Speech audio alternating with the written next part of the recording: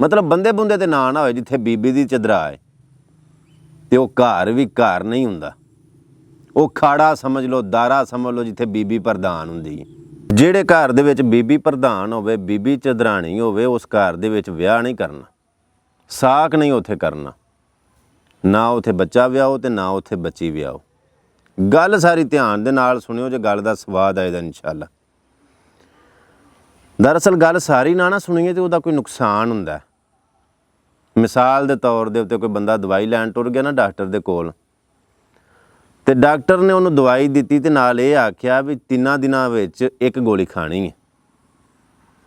ਘਰ ਆ ਕੇ ਉਹ ਭੁੱਲ ਗਿਆ, ਯਾਨੀ ਕਿ ਉਹਨੇ ਗੱਲ ਡਾਕਟਰ ਦੀ ਧਿਆਨ ਦੇ ਨਾਲ ਨਾ ਸੁਣੀ ਤੇ ਉਹ ਭੁੱਲ ਗਿਆ।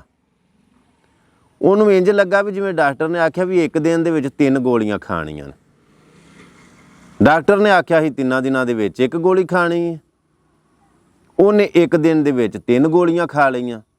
ਹੁਣ ਉਹ ਕਿੱਡੀ ਕੁ ਡਾਢੀ ਦਵਾਈ ਹੋਣੀ ਹੈ ਕਿ ਜਿਹੜੀ 3 ਦਿਨਾਂ 'ਚ 1 ਗੋਲੀ ਖਾਣੀ ਸੀ, ਤੇ ਉਹ 1 ਦਿਨ ਦੇ ਵਿੱਚ ਉਹਨੇ 3 ਗੋਲੀਆਂ ਖਾ ਲਈਆਂ। ਤੇ ਨਤੀਜਾ ਫਿਰ ਸਮਝ ਗਏ ਹੋਗੇ ਕੀ ਨਿਕਲਿਆ। ਹੁਣ ਉਹਨੇ ਆਪਣਾ ਨੁਕਸਾਨ ਕਰ ਲਿਆ।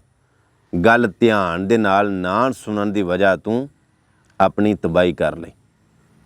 ਗੱਲ ਧਿਆਨ ਨਾਲ ਸੁਣਿਓ, ਤੁਹਾਨੂੰ ਸਮਝ ਆ ਜਾਏਗੀ ਕਿ ਮੈਂ ਕਿੱਥੋਂ ਬੋਲਿਆ ਤੇ ਕੀ ਆਨਾ ਪਿਆ।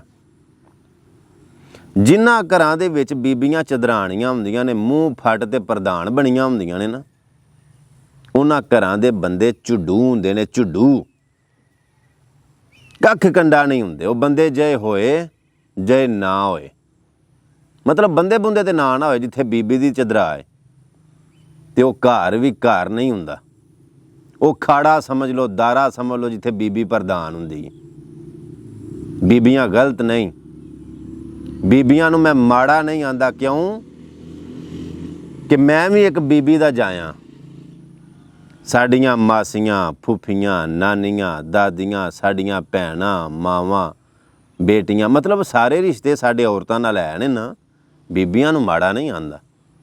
ਮਰਦ ਦੇ ਹੁੰਦਿਆਂ ਸੁੰਦਿਆਂ ਜਿਹੜੀ ਬੀਬੀ ਪ੍ਰਧਾਨ ਬਣੇ, ਚਦਰਾਣੀ ਬਣੇ, ਉਹ ਬੀਬੀ ਨਹੀਂ ਹੁੰਦੀ, ਬਦਨਸਲੀ ਹੁੰਦੀ। ਹਾਂ, ਅਗਰ ਮਰਦ ਸਿਰ ਤੇ ਨਹੀਂ, ਬੰਦਾ ਫੌਤ ਹੋ ਗਿਆ, ਫਿਰ ਬੀਬੀ ਦੀ ਮਜਬੂਰੀ ਹੈ ਚਦਰਾ ਕਰਨੀ, ਸਰਬਰਾਹੀ ਕਰਨੀ।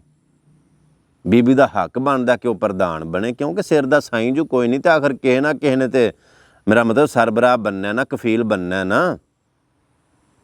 ਫਿਰ ਬੀਬੀ ਉੱਤੇ ਕੋਈ ਇਤਰਾਜ਼ ਨਹੀਂ, ਉਹ ਪ੍ਰਧਾਨ ਵੀ ਬਣ ਸਕਦੀ ਹੈ, ਚਦਰਾਣੀ ਵੀ ਬਣ ਸਕਦੀ ਹੈ, ਸਰਬਰਾਹ ਵੀ ਬਣ ਸਕਦੀ ਹੈ, ਕਫੀਲ ਵੀ ਬਣ ਸਕਦੀ ਹੈ। ਵਰਨਾ ਗੱਲ ਤੁਸੀਂ ਸਮਝ ਗਏ ਹੋ। ਜੇ ਗੱਲ ਚੰਗੀ ਲੱਗੇ ਤੇ ਅੱਗੇ ਸ਼ੇਅਰ ਲਾਜ਼ਮੀ ਕਰ ਛੜਿਓ ਜੇ।